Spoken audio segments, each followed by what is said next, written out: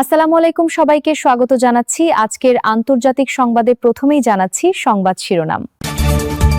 মাঝপথে বন্ধ যুক্তরাষ্ট্র, দক্ষিণ কোরিয়ার সামরিক মহড়া, নেপথ্যে কি? কিমের সঙ্গে বৈঠক চান ট্রাম্প, জবাবে 10টি ক্ষেপণাস্ত্র ছুড়ল উত্তর কোরিয়া।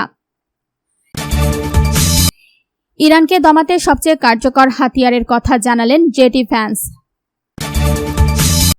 ইরানের ওপর মার্কিন চাপ নিয়ে এবার কঠোর বার্তা দিল চীন।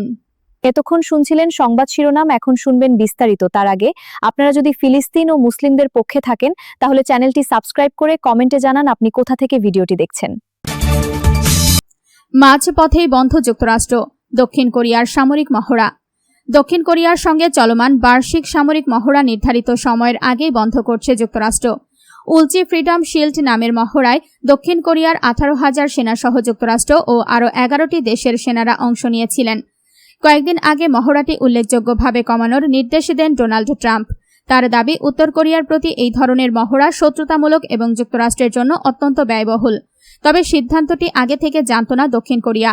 এতে দেশটির নিরাপত্তা নিয়ে যুক্তরাষ্ট্রের অঙ্গীকারের প্রতি আস্থা দুর্বল হতে পারে বলে সতর্ক করেছেন বিশেষজ্ঞরা।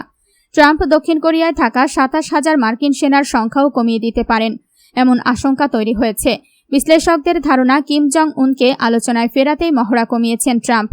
তবে বিনিময়ে দক্ষিণ কোরিয়ার কাছে অর্থ বা ইরান যুদ্ধে সহায়তা চাওয়া হলে পরিস্থিতি আরও জটিল হতে পারে। কিমের সঙ্গে বৈঠক চান ট্রাম্প, জবাবে 10টি ক্ষেপণাস্ত্র ছুড়ল উত্তর কোরিয়া।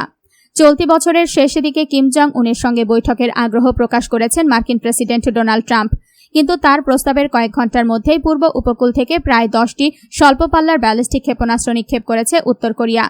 ট্রাম্প চীনে অনুষ্ঠেয় এপেক সম্মেলনের সময় কিমের সঙ্গে বৈঠক করতে চান। ওয়াশিংটন জানিয়েছে তারা পূর্ব শর্ত ছাড়াই আলোচনায় প্রস্তুত। তবে উত্তর কোরিয়াকে পরমাণু অস্ত্রমুক্ত করার লক্ষ্য থেকে সরে আসেননি যুক্তরাষ্ট্র। অন্যদিকে কিমের বোন কিম ইও জং বলেছেন, দুই নেতার ব্যক্তিগত সম্পর্ককে উত্তর কোরিয়ার নিরাপত্তা ও সামরিক সক্ষমতা ছাড় আদায়ের জন্য ব্যবহার করা যাবে না। বিশ্লেষকদের মতে, রাশিয়া ও চীনের সঙ্গে সম্পর্ক জোরদার হওয়ায় যুক্তরাষ্ট্রের অর্থনৈতিক সুবিধার ওপর পিয়ংইয়ংয়ের নির্ভরতা কমেছে। ক্ষেপণাস্ত্র নিক্ষেপের মাধ্যমে উত্তর কোরিয়া আলোচনার পথ পুরোপুরি বন্ধ না করে নিজেদের শর্তে ট্রাম্পকে নমনীয় করতে চাইছে। ইরানকে দমাতে সবচেয়ে কার্যকর হাতিয়ারের কথা জানালেন জেডি ভ্যান্স। ইরানের বিরুদ্ধে লড়াইয়ে যুক্তরাষ্ট্র নতুন এক পর্যায়ে প্রবেশ করেছে বলে জানিয়েছেন মার্কিন ভাইস প্রেসিডেন্ট জেডি ভ্যান্স। তার দাবি, তেহরানকে দমাতে সামরিক অভিযানের চেয়েও অর্থনৈতিক চাপ এখন ওয়াশিংটনের সবচেয়ে কার্যকর হাতিয়ার। এক রেডিও সাক্ষাৎকারে ভ্যান্স বলেন, ইরানের ওপর অর্থনৈতিক চাপ প্রয়োগের এই প্রক্রিয়া অব্যাহত রাখা হবে। তেহরানের আয় ও বাণিজ্যিক সক্ষমতা দুর্বল করে যুক্তরাষ্ট্র কাঙ্ক্ষিত ফল অর্জনের চেষ্টা করবে।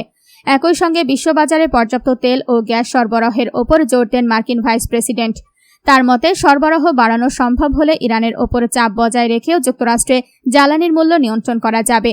এতে পেট্রোল পাম্প ও সামগ্রিক জ্বালানি ব্যয়ে মার্কিন নাগরিকেরা কিছুটা স্বস্তি পাবেন। ইরানের ওপর মার্কিন চাপ নিয়ে এবার কঠোর বার্তা দিল চীন। ইরানের ওপর যুক্তরাষ্ট্রের অর্থনৈতিক নিষেধাজ্ঞা ও চাপ মধ্যপ্রাচ্যের সংকটের কোনো সমাধান দেবে না বলে জানিয়েছে চীন।